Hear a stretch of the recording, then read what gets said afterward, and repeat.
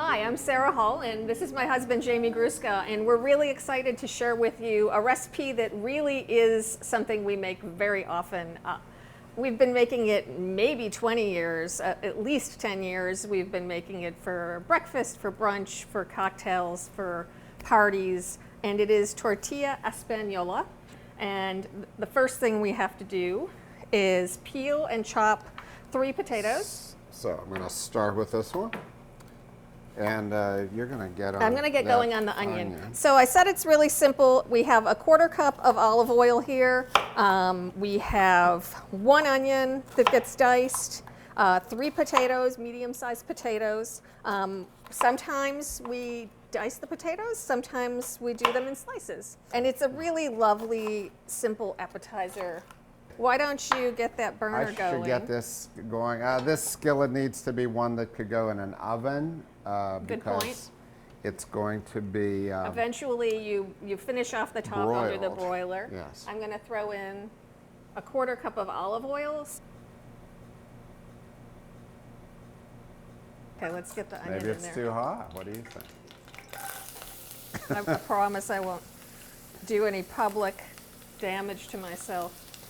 One day our son decided that it was pretty darn good. We don't usually make this together. I will say we both make this very well, and we work well in the kitchen together, but rarely do we make the same, work together on the same thing.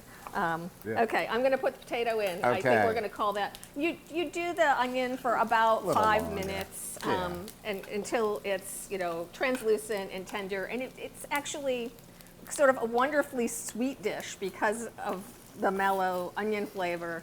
And who doesn't love, fried potatoes and onions? Isn't that like the best smell in the mornings? So this is going to take about 8 to 10 minutes to get the potato tender. And there's nothing else I really have to do. I can give you a little more potato. Thank you.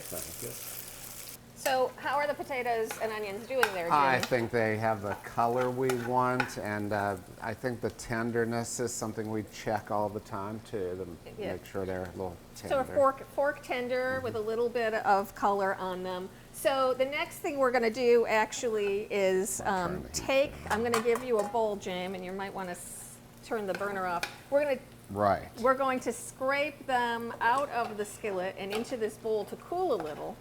We often do this in a cast iron pan at home. It's a really good sort of cast iron pan recipe, and we don't usually get any real sticking in our well-seasoned cast iron at home. But you would try to keep the pan, and of course a cast iron pan will hold a lot of heat. You want to keep the pan warm because we're going back in to cook some more in just a minute. But at the same time, you want the potatoes and onions to cool a bit because you're going to add the egg. So right now, I never leave the heat on because I don't think I'd move fast Well, enough, I keep the cast iron skillet there on the burner because I know it retains a lot of heat.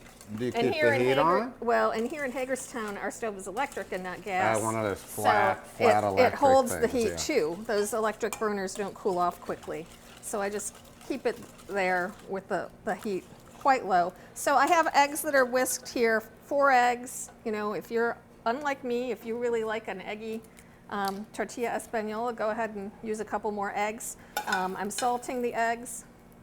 I might use a seasoning salt if I were channeling my mother in this. She was a big fan of Lowry's seasoning salt. Yeah. And that's what I put in things if I want them to taste like Kath made them. So we're going to now, I'm going to move the potatoes around a little just to make sure they're cool, because you don't really want the egg to cook when it gets added to the hot potatoes. So I usually go for sort of a shallow, wide bowl so that it'll cool them a little more. So these are all mixed.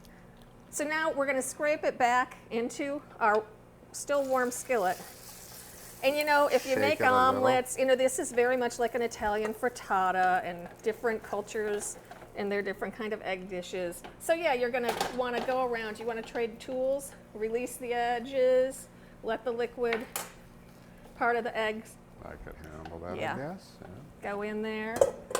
And this is when I'm not sure we have the control that we would normally have in our home kitchen here, but this is when you would turn Once you get the top set and you no longer have any liquid egg that you can get kind of moving behind your seams. Well, the tense part of this recipe is getting the bottom so it doesn't burn, but it's nicely browned. But when you put it in the oven, and you'll get the top brown. Right, So right. that's what makes me nervous. Well, what makes me nervous is just before that was right now when you cover it and you put it on low heat for like 8 minutes. 8-10 minutes. So yeah, after it is completely, set on the bottom for that 8 to 10 minutes, you finish it off under the broiler for like 2 minutes under your broiler.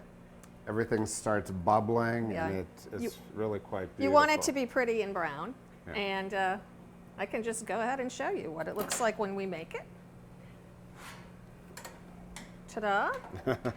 Should that This go in is the one, front? yeah, and I'm just moving the whole thing around.